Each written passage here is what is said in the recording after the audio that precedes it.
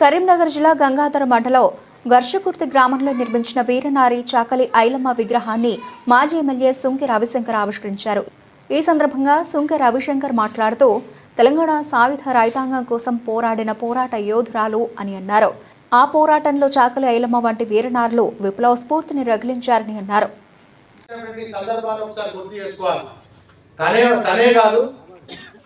తనతో పాటుగా చాలా మంది వీరులను తయారు చేసినటువంటి వీర వనిత మరి మన ఐలమ్మ గారు. అంతేకాకుండా ఆనాడు దొరల గుండెల్లో ఒక సింహ స్వప్నం అయింది. దొరలను ఎదిరించింది ఆనాడు అంటే మరి ఆ తర్వాత మనం చాలా మంది నక్సలైట్ల ద్వారా కానీ రకరకాల ఉద్యమాలలో మనం చూసినాం.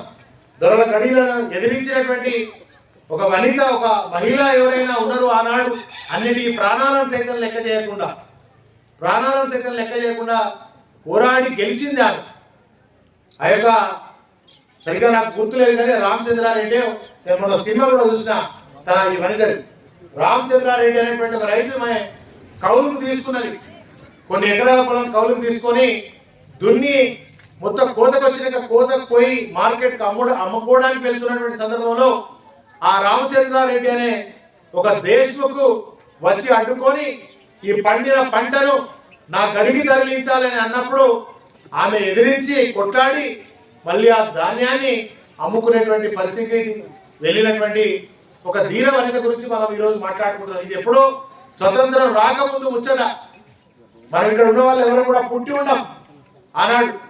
అంటే ఆనాటి కాలంలోనే మరి దొరల గడిలను ఎదిరించినటువంటి చరిత్ర ఆమెది కనుక ఈ యొక్క భూమిలో పండించినటువంటి పంటను కూడా మరి ఎత్తుకపోయేటలు మన మహిళలు అక్క చెల్లెలు కనబడితే ఆ రజాకారులు మహిళలకు ఆనాడు రక్షణ లేదు. మగవాళ్ళకే కాదు మహిళలకు కూడా ఆనాడు రక్షణ ఉన్నటువంటి సందర్భాన్ని మనం ఒకసారి గుర్తు చేసుకోవాల్సినటువంటి అవసరం ఉన్నది. ఇదే సందర్భంలో మనం ఇప్పటికీ కొన్ని పాటలు వింటాం. గదర్ గారి మరి నోటి నుంచి మనం వింటాం. కొంగు నడుపుతుంటవే పొడవలు చేపట్టవే అని గద్దర్ గారి నోటి నుంచి మనం అనేక పాటలు విన్నాం.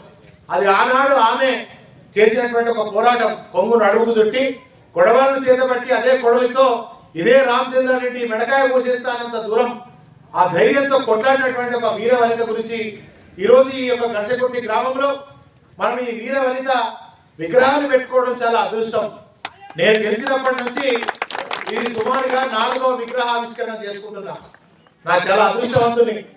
నేను గెలవక ముందు దాదాపుగా ఈ నియోజకవర్గంలో ఐలమ్మ విగ్రహాలు లేవు. ఒకటి పోతారంలో, ఒకటి రామన్నపేటలో, ఒకటి కొడిమ్యాల్లో, ఇవాళ ఘర్షకుర్తిలో. నేను గెలిచిన తర్వాత ఒక బడుగు బలహీన వర్గాల ఆశాజ్యోతి ఆనాడు మనకు స్ఫూర్తిదాయకమైనటువంటి ఈ వీర వనిత విగ్రహాలు ఉండాలని చెప్పి నా మనసు నిండా ఉండే. అంబేద్కర్ విగ్రహాలతో పాటుగా ఐలమ్మ విగ్రహాలు కూడా ఉండాలని నాకు బలమైన కోరిక ఉండే. నిజంగా ఈ సంఘంలో నేను అభినందిస్తా ఉన్నాను. ఎందుకంటే మీ అందరికీ ఐలమ్మ విగ్రహాలు పెట్టాలనే ఒక కోరిక రావడం, మీ అందరికీ ఒక బలమైనటువంటి ఇక్కడ విగ్రహాలు పెట్టాలి, ఎంత ఖర్చైనా ఏది దేనికి వెనుకాడకుండా చేసినటువంటి మీ అందరికీ నేను శిరస్సు వంచి ధన్యవాదాలు కృతజ్ఞతలు తెలియజేస్తాను.